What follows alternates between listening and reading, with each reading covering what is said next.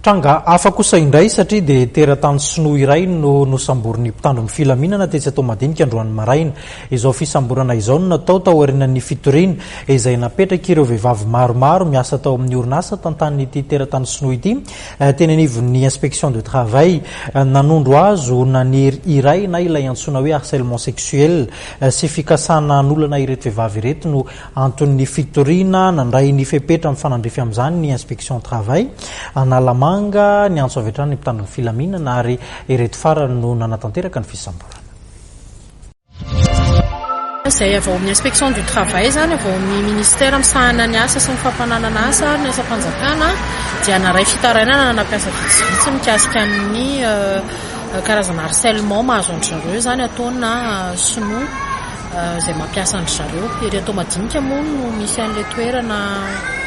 misy an'io toeram-piasana io dia rehefa nahazo an'izay fitarainana izay zay avao amin'ny inspection du travail dia nidina teny fotony ny jery ny tena famarina ireo fitarainana nataon'ny mpiasa vehivavy moa zany ireo nitaraina hoe victime na harcèlement sexuel, tentative na viol sy ny herisetra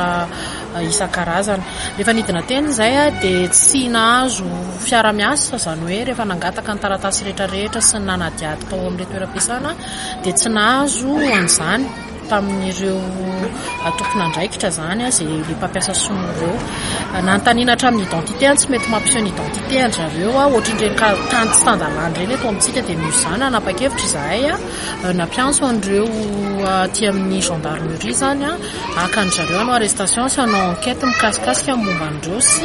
hanao fanadihadiana lalina zany izahay miaraka amin'ny aty amin'ny gendarmerie mikasika an'ireo herisetra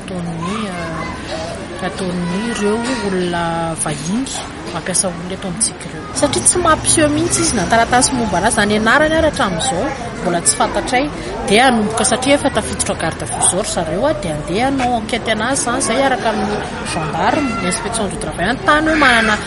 taratasy ve izy manana lalana ve izy hiasa eto